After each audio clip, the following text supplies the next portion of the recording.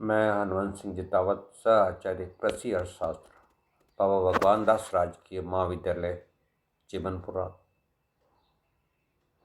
मैं आज आपको BSc ऑनर्स पार्ट सेकंड में चलने वाले विषय कृषि वित्त व सहकारिता के अंतर्गत नाफेड के बारे में आगे बात करना चाहता हूँ। देखिए, मैंने आपसे पिछली क्लास में नाफेड से परिचय कराया था और साथ ही नाफेड के उद्देश्य क्या है इसके बारे में मैंने आपको बताया। निश्चित रूप से नाफेड ने भारत देश के विकास में मुख्य कृषि क्षेत्र में विशेषकर मुख्य भूमिका निभाई है। आज मैं इसी के संदर्भ में नाफेड की भूमिका क्या है या रोल ऑफ नाफेड के बारे में आपसे कुछ बात करना चाहता हूँ।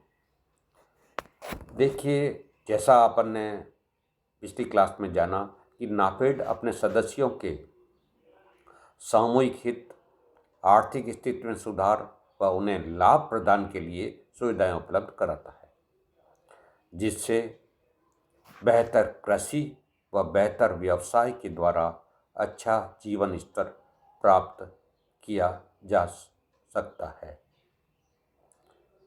नाफेड अपनी गतिविधियां विभिन्न क्षेत्रों में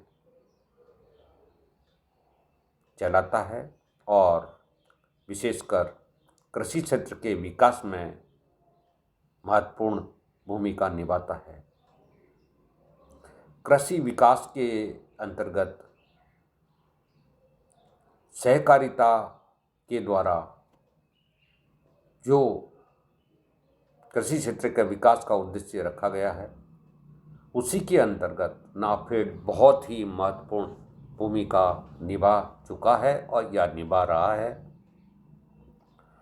देखिए, नाफेड ने जो घरेलू क्रियाकलाप विशेषकर कृषि क्षेत्र में इसमें बहुत ही महत्वपूर्ण भूमिका निभाई है। देखिए, नाफेड देश के घरेलू उद्यमों में से किए गए प्रत्यक्ष व्यवसायों से मिलकर बनता है। भारत सरकार द्वारा प्रेषित समर्थन मूल्य योजनाओं को लागू करने का कार्य नाफेड करता है।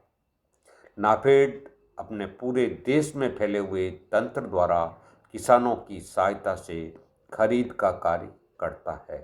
देखिए, इन फसलों में खाद्यान्न, तिलहन, दलहन, मसाले, कपास, जनजातीय उत्पाद, जूट उत्पाद, अंडे, ताजे फल इत्यादि वस्तुएं सम्मिलित की जाती है।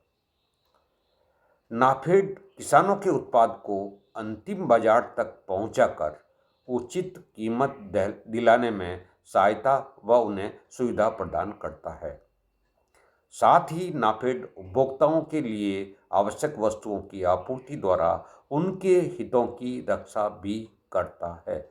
विशेषकर बाजार में प्याज, आलू, दालें, अंडों आदि की कमी की स्थिति में बहुत ही महत्वपूर्ण रोल नाफेड द्वारा निभाया जाता है।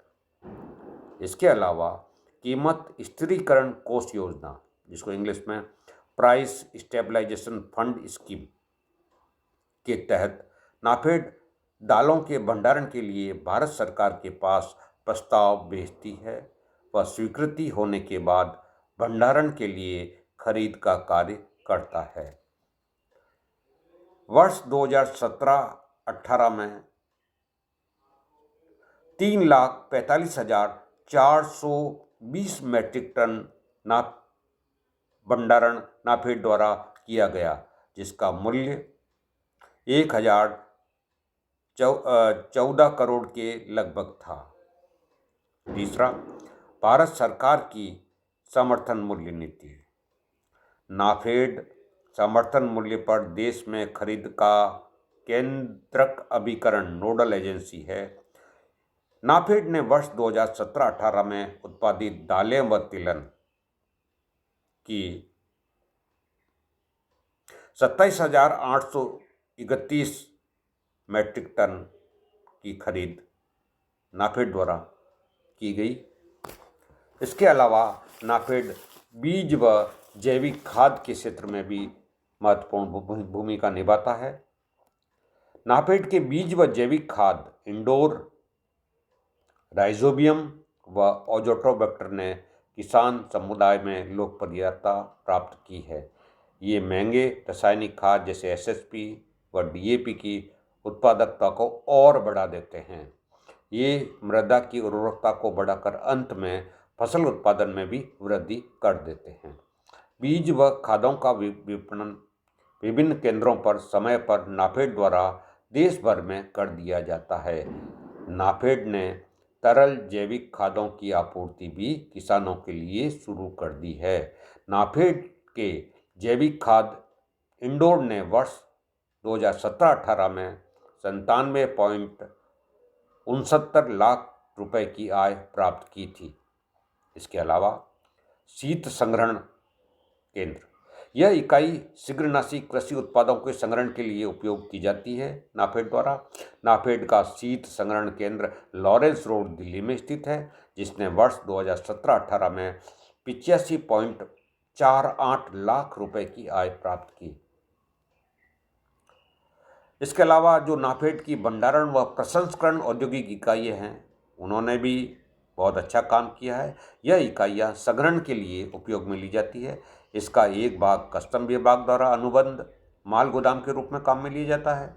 किराए के रूप में इस इकाई ने वर्ष 2017-18 में 251.27 लाख रुपए की आय प्राप्त की।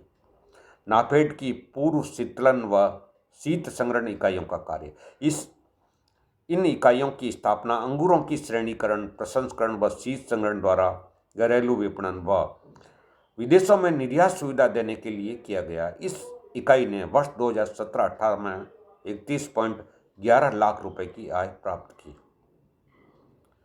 नाफेड की परियोजना व संपत्ति के बारे में अब बात करते हैं। नाफेड के पास 17 संपत्तियां हैं स्वयं की व 25 पट्टे पर ली गई संपत्तियां हैं। ये संपत्तियां कार्यालय, परिसर, माल गोदाम, औद्योगिक इकाई के रूप में, प्याज संग्रहण के ढांचे के रूप में, जमीन है, शीत संग्रहण केंद्र है, आवासीय भवनों के रूप में है, देश भर में फैली हुई है। इसने अपने उपयोग में न ली जाने वाली संपत्ति से 74,087 करोड़ रुपए लगभग आय के रूप में किराए द्वारा इसने कमाए हैं। खुदरा व्यापार, नाफेड ने अपनी गतिविधियों का विस्तार करके उपभोक्ता विपणन के क्षेत्र में उपभोक्ताओं को उसकी दैनिक आवश्यकता की वस्तुओं को उचित कीमत पर दिलाने के उद्देश्य से प्रवेश किया है। नाफेड किसानों व उपभोक्ताओं के मध्य ब्रांड नेम है। उपभोक्ताओं के मध्य नाफेड के उत्पाद जैसे दालें, मसाले, चाय व दूसरे उत्पाद अच्छी गुणवत्ता के कारण लोकप्रिय है। नाफेड द्वारा संचालित किराना स्टोर दिल्ली के विभिन्न भागों में स्थित है। साथ ही गुवाहाटी में चाय के समेस्टन के साथ साथ चाय के 10 सुगंध वाले नाफेड के उत्पाद बहुत ही उपभोक्ताओं के मध्य लोकप्रिय हैं। इसके अलावा नाफेड ने अमेजन व ग्रोफर के माध्यम से ऑनलाइन खुदरा विपणन के क्षेत्र में भी प्रवेश किया है, ताकि कृषि क्षेत्र में ई माध्यम को भी लोकप्रिय बनाया जा सके। इसके अलावा नाफेड अन्य संस्थाओं के साथ मिलकर संयुक्त उद्यम भी चलाता है। देश में सहकारी विपणन को मजबूत करने के लिए नाफेड द्वारा राज्य सहकारी विपणन संघों व समितियों के साथ मिलकर कृषि वस्तुओं की वसूली व विपणन का कार्य भी नाफेड करता है। इसके अलावा अभिकरण प्रेषण के रूप में भी कार्य नाफेड करता है। सहकारी विपणन समितियों की तरफ से नाफेड कृषि उत्पादों को बेचने, खरीदने, वसूली आदि सुविधाएं अभिकरण प्रेषण का कार्य करती है। बीज व रोपण सामग्री के अंतर्गत नाफेड कृषि सहकारिता व किसान कल्याण विभाग की एक रजिस्टर्ड बीज उत्पादक अभिकरण है, जिसने वर्ष 2017-18 में 7,030 मेट्रिक टन के लगभग व्यापार किया, जिसका मूल्य 4,248.69 लाख रुपए हुआ। खाद के क्षेत्र में नाफेड अनेक राज्यों में अच्छी गुणवत्ता के रासायनिक खाद जैसे यूरिया, एनपीके, डीएपी, अन्य खादों की आपूर्ति समय पर करता है। जैविक कृषि के क्षेत्र में नाफेड अपना जैविक उत्पाद ऑर्गेनिक साउल ऑन ए पान इंडिया बेसिस पर खुदरा व्यापार में उपलब्ध कराता है।